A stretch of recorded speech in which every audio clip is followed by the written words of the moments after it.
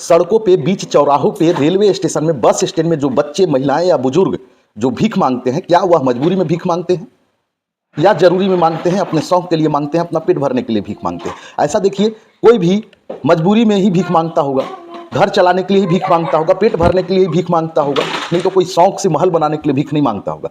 लेकिन यहाँ पे जस्ट उल्टा है। हाल ही में रांची में एक गिरोह पकड़ाया, उसके पास 13 बच्चे पकड़ाए जो अलग अलग जगहों से वो बच्चे को चोरी करता था और ले जा करके वो सप्लाई करता था, बाहर बड़े शहरों में बच्चे को बेच देता था।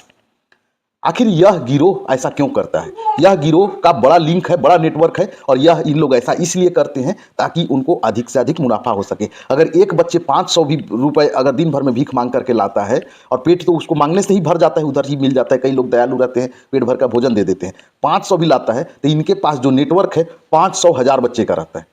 समझिए उसका दिन भर का बिना कुछ किए आमदनी, इनकम कितना होता है।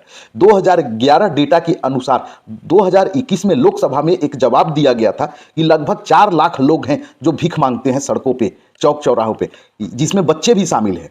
लेकिन ऐसा नहीं है कि 4 लाख ही है, अभी और ये संख्या बढ़ा मिलेगा। आखिर यह ऐसा क्यों है?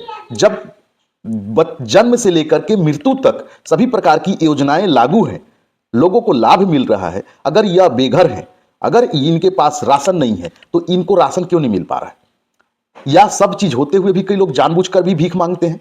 जहां तक देखिए मुझे लगता है, आप गूगल कीजिए, देखिए, सर्च कीजिए, विकसित देशों की सूची में बड़े बड़े जब देशों के लिस्ट निकालेंगे तो अलग अलग व्यवस्थाएं हैं, लेकिन जिस तरह से भारत में खुलेआम भीख मांगते हैं वैसा दूसरे जगह पे नहीं है। मुझे लगता है कि भीख जो मांग रहे हैं, एक आपराधिकरण का बढ़ावा दिया जा रहा है। जिस बच्चे का अपहरण हो रहा है, जिस माँ बाप से छोटे बच्चे को अलग कर दिया जा रहा है, क्या यह उचित है? उस माँ बाप पे क्या गुजरता होगा? उस छोटे से मासूम बच्चे पे क्या गुजरता होगा? उसको कितनी यातनाएं, कितनी तकलीफ से गुजरना होता होगा।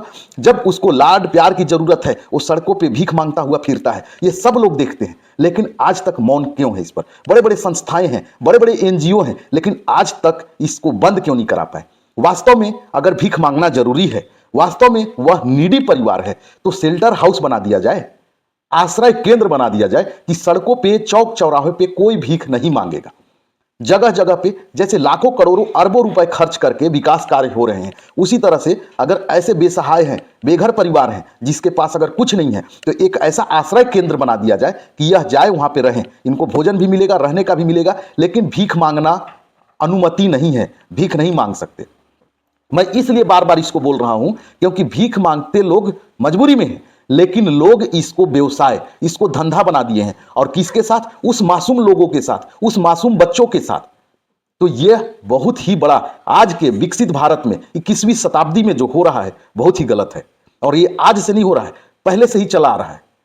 हम लोग दया के भाव से, दृष्टि के भाव से, हम लोग जब देखते हैं सड़कों पे कोई भीख मांगता है, असहाय कमजोर को देखते हैं, तो उनको हम पैसे दे देते हैं। इस पर कई बार मूवी भी बनी है कि कोई अगर किसी लायक नहीं है, काम नहीं है, तो उसका हाथ पैर काटते हैं, बैठा देते हैं चौक चौराहे पे, ताकि वो उसको देख करके लोग कह रहे हाथ नहीं है, पैर नहीं है, तो क्या कर सकता है, इसलिए इसको भीख मिलना चाहिए। लेकिन जहां तक मुझे लगता है कि हमारे समाज में अगर ये पिछड़ा वर्ग है, कमजोर वर्ग के लोग हैं, जिन जो मूलभूत सुविधाओं से अगर आज वंचित रह रहे हैं, तो इन पर विशेष फोकस करने की जरूरत है, ध्यान देने की जरूरत है, और इनको एक आश्रय केंद्र पे रखें और चिन्हांकित करें, उसका पंजीयन करें कि जो भीख मांग रहे हैं, क्या हमारे स्थानीय लोग हैं, क्या हमारे ही देश के लोग हैं, कि या कुछ बाहर से घुसपैठी भी कर रहे हैं, इसमें आ रहे हैं। जब तक आप उसको चिन्हांकित नहीं करेंगे, आइडेंटिफाई नहीं करेंगे, तो लोग ऐसी कहां से घुसपैठी आ रहे हैं, कहां से बाहरी लोग आ रहे हैं, और इस टाइप का भीख मांगते रहेंगे।